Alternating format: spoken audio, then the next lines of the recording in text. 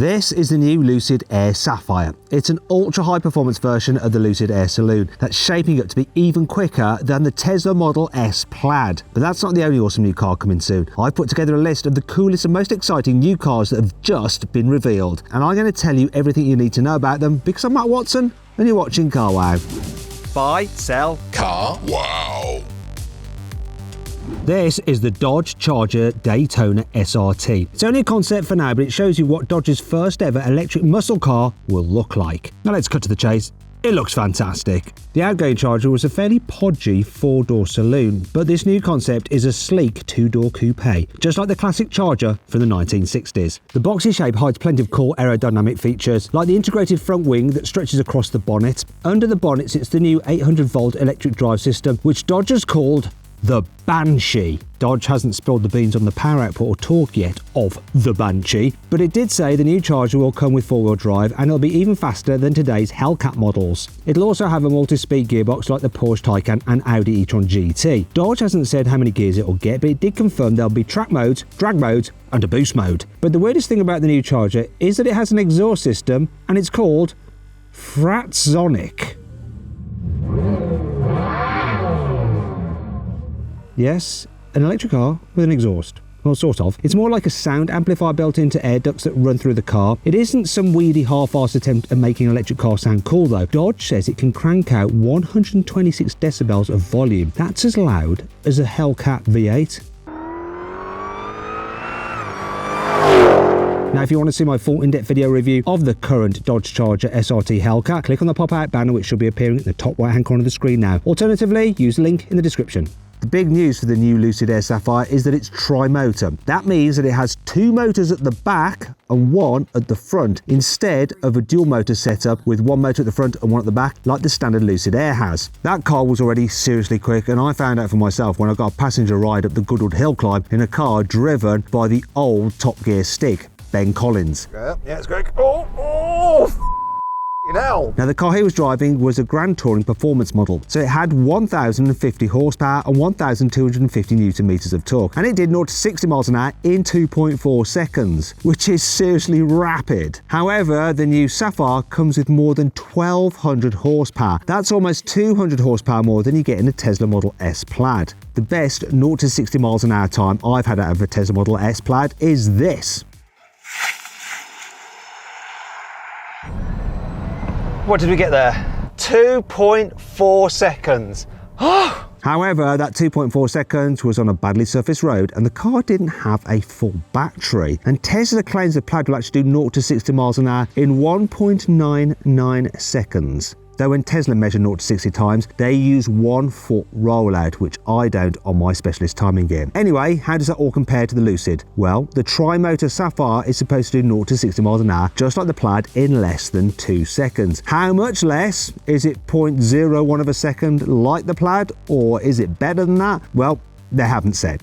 What they have said is that the new Sapphire will hit 100 miles an hour in less than 4 seconds, has a top speed of more than 200 miles an hour, and will do a quarter mile in less than 9 seconds. That makes it quicker than a 10-year-old Formula 1 car, which can do a quarter mile time in this much. And then it's only slightly slower than a Rimac Nevera, which can do a quarter mile time in this much.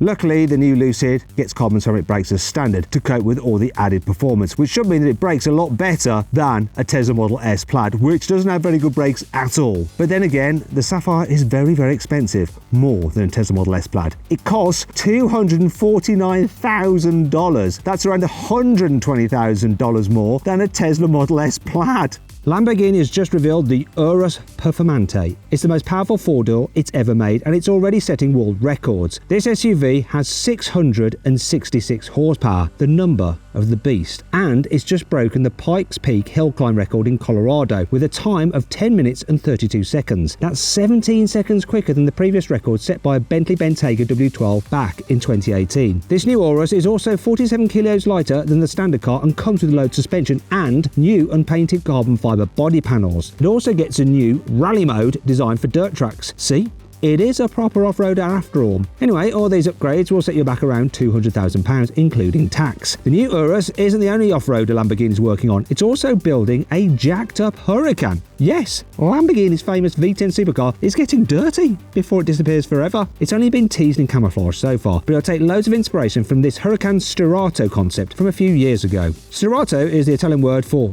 dirt road, in case you were wondering. This new car will come with beefy suspension, protective body cladding, and a load of extra LED spot lamps. Lamborghini hasn't revealed any performance stats for this car just yet, but don't expect ludicrous power gains. It might even be the slowest Huracan you can buy, but who cares when you can do 0 to 60 in less than 4 seconds over any terrain. BMW is celebrating 50 years of its M Division this year. It's giving itself loads of birthday presents, including the new M3 Touring and the forthcoming M2. That car won't be fully revealed until later this autumn, but make sure you're subscribed to this channel and click the bell icon to be notified when I upload a video about this all-new M2. Anyway, BMW has also been working on something very weird. It's this prototype i4. It looks like an i4 M50 with wider wheel arches, but the big news is that this test car is fitted with 4 electric motors. Take that, Tesla and Lucid, with your puny 3-motor systems. BMW hasn't revealed any performance stats yet, but this teaser shows the prototype using its quad motors to do a static 360-degree spin, just like a tank can. This car won't go into production. Ugh, classic. But the technology will show up in fully electric next-generation M cars, maybe even an electric replacement for the M3. Koenigsegg has revealed a brand new limited edition hypercar called the CC8 50 to celebrate 20 years since its record-breaking CC8S. That car had a supercharged V8 that made 655 horsepower, which was a world record for production cars back in 2002. Fast forward 20 years and the CC8 50 has a modernised body with loads of aero upgrades. There's even a hidden rear wing inspired by the Regera. The CC8 50 shares most of its engine with the Jesko, although the turbos are a bit smaller to make sure there's absolutely zero turbo lag. Now, the engine makes 1,185 horsepower standard and 1,385 horsepower if you run it on eco-friendly E85 biofuel. That's more than double the power of the old CC8S. But the best thing about the new CC850 is its manual gearbox. Yeah, this Koenigsegg is the world's most powerful, fastest, manual gearbox-operated production car. This transmission is based on the 9-speed Lightspeed automatic transmission you get in the Jesko, but instead of using pedals to change gear, you shift using a hydraulic clutch pedal and a 6-speed H-pattern gear lever. How does that work? Well, the car decides which gears the linkage engages depending on the driving mode you're in. This means road mode uses a set of gear ratios and track mode uses a set of different ratios. There is an automatic mode if you can't be bothered to change gears yourself, and that's perfect for if you're just using the car daily. But then when you want to have some fun, you can go into manual mode. Essentially, this car gives you the best of both worlds. You don't have to decide if you want a manual gearbox or an automatic, because you have both. Aston Martin is going topless with a new car called the DBR22. It takes inspiration from old Le Mans racing cars from the 1950s, but it's got some cutting-edge tech under that gorgeous carbon fibre body. For example, there's a 3D printed rear subframe and a 5.2-litre twin-turbo V12 with 715 horsepower and 753 Nm of torque. This means it'll do 0 to 60 miles an hour in 3.4 seconds and go on to a top speed of 198 miles an hour. Aston Martin has also pulled the covers off a new V12 Vantage Roadster. This has a 700 horsepower version of Aston's twin-turbo V12, and it can do 0 to 60 in 3.5 seconds. It also gets plenty of aero upgrades over the standard Vantage to keep it stable when you max it out at its top speed of 200 miles an hour. Hyundai has only just revealed the stunning Ioniq 6 saloon, but it's already working on a high-performance N version. The finished Ioniq 6N will look something like this RN22E concept. It'll get new bumpers, load suspension, larger wheels, and loads of fancy red bits. Under the skin, you'll get a revamped interior and more powerful motors. The RN22E concept comes with a 218 horsepower motor at the front and a 367 horsepower motor at the back. It's pretty much the same as the 585 horsepower setup you get in the Kia EV6 GT. So it's a safe bet that the forthcoming Ioniq 6N will get an equally powerful dual motor system when it arrives in the next few years. Hyundai has also built this mad-looking cyberpunk creation. It's called the N-Vision 74. It's loosely inspired by the Hyundai Pony Coupe prototype from, you guessed it, 1974. That car was designed by the same man who did the original DeLorean, so no wonder this new concept looks like it belongs in a Back to the Future reboot. Anyway, it's powered by two 320 horsepower motors that drive the rear wheels independently of one another. That's not the only weird thing about this car though, because the motors get their power from a hydrogen fuel cell as well as a normal battery. This means it has more than 370 miles of range and can be refueled in 5 minutes, if you use hydrogen. The bad news is that it'll never go into production. Oh well. Now, if you want to check out the most exciting electric cars that are actually on sale now. Click on the pop-out banner or follow the link in the description below to watch me drag race the latest EVs from Mercedes, Audi, Porsche and Tesla.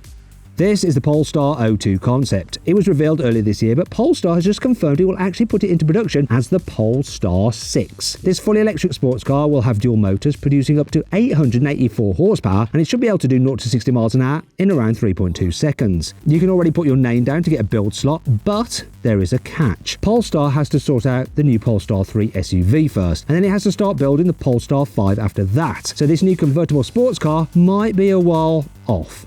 Bit like the Tesla Roadster, which still hasn't appeared.